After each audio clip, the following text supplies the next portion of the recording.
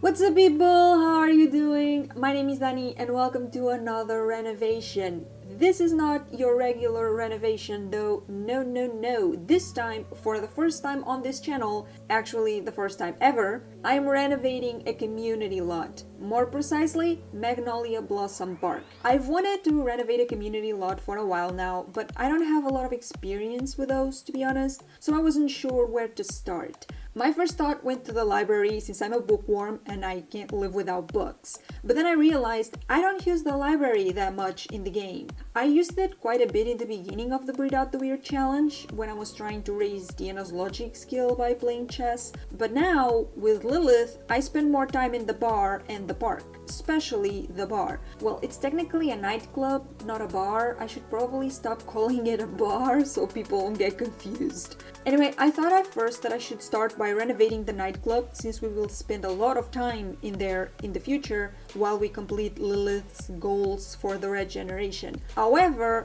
I remembered my old idea of building a wedding venue in The Sims, and I thought the park was the perfect place for that. Like, weddings are not really that exciting when we are basically playing with the base game only. Well, I heard they are not exciting at all with the wedding stories pack because it turns the whole thing into a buggy mess. But the thing is, I didn't want to use an entire lot to build a wedding venue. I don't think it's worth it, I'm sorry. And besides, Magnolia Blossom feels like a wasted lot to me, to be honest. We are talking about a 50 by 50 lot where you can only play chess, grill food, play on the playground if you are a kid, and use an overly fancy public toilet. I won't even mention fishing or collecting frogs because that's not even worth mentioning.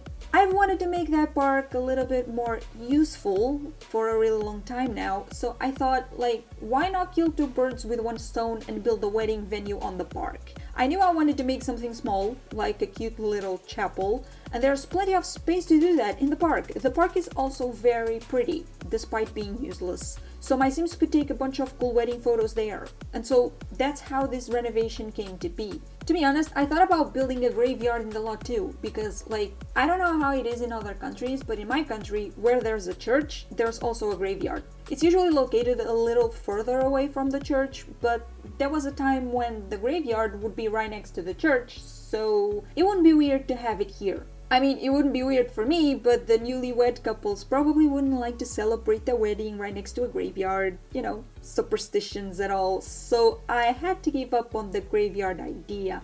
I mean, I still want it, I still want the graveyard, just maybe not here.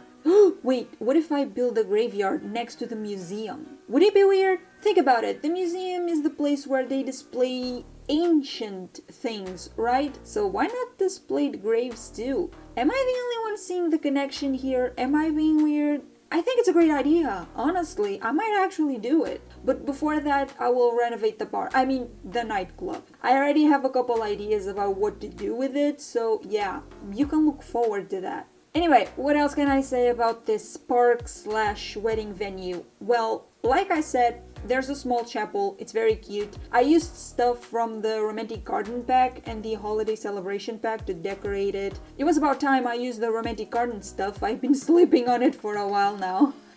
There's also a small area next to the chapel where the guests can hang out after the ceremony. I placed the table in the corner for the wedding cake and everything. Your Sims will have to bring the cake with them though. Actually, about that, I thought about building a small kitchen, but I heard somewhere that kitchens are not functional in community lots. Is that true? I haven't tested that yet. Anyway, there's also a bar for drinks and there are speakers for music. Even though I chose the ones that play classical music, and it was only when I was playtesting the lot that I remember that Sims don't dance to classical music. I think that's stupid, and I will be very unlucky if the game asks me to get the Sims to dance, but I don't want to change it. That style of music is the perfect match for that place. We are talking about a beautiful and relaxing garden here. There's no way I will spoil the mood by blasting alternative music through the speakers. And this comes from someone who loves alternative music, mind you. I just so happen to know the right time and place to listen to that type of music, okay? Anyway, everything else is pretty much the same. I just made some adjustments and moved some things around. I already knew that I wouldn't be making major changes to the layout of the park. That's why I didn't even bother deleting all the stuff. I know it looks like a mess right now, but don't worry, I fixed it. You just won't see it because I cut that part out of the video. I don't think you guys would want to see me fixing flower beds and bushes again. And if this is your first time here on the channel and you want to know how I do it, then check out my older speed build videos. There's a playlist, you can watch it there, okay? Anyway, I think I said everything I wanted to about the build.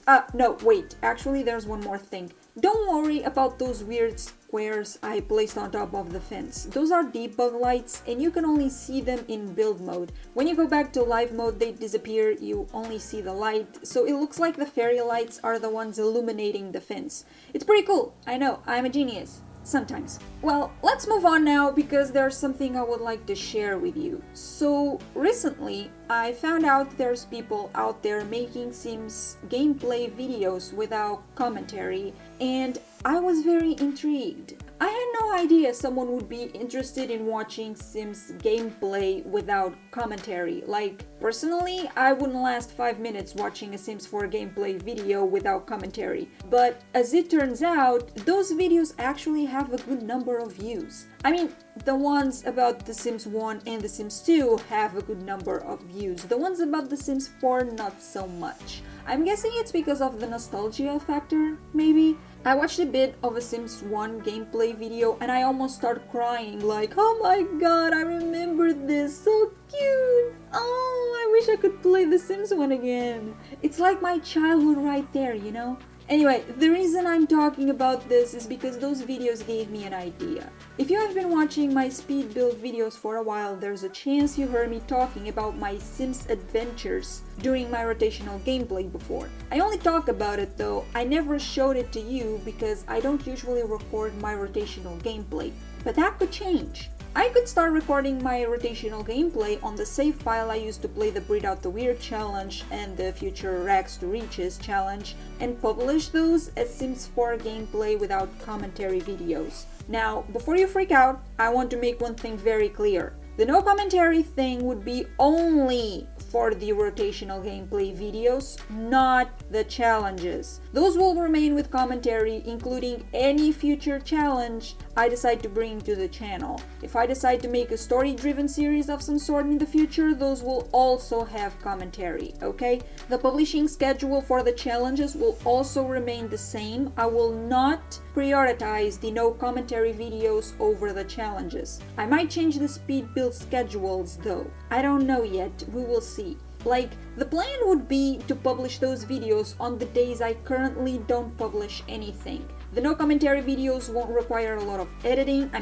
think, and I also won't have to worry about the noise situation in my house for those videos, so I can record them whenever I feel like it and publish them right away. I imagine some of you are thinking the gameplay without commentary would be boring, and I totally agree with you if you are talking about watching the videos. But I know a lot of people sometimes just listen to my videos. They just want some background noise to keep them company while they do something else. The thing is, the videos with commentary are probably also very distracting with my overly dramatic reactions and all. That's why I don't think it would be a bad idea to have videos here on the channel that can still keep you company but won't be as distracting. And if you want to use the no commentary videos to help you fall asleep, please be my guest. Boring is not a bad thing if what you want is to fall asleep, you know. Oh my god, actually I would laugh so hard if I was to get a comment like, this video is so boring, I fell asleep after 5 minutes, 10 out of 10, like,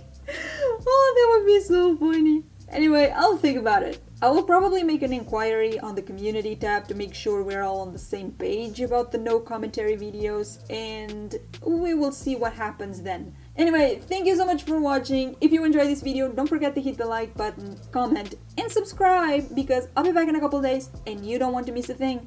Trust me. See you then. Bye!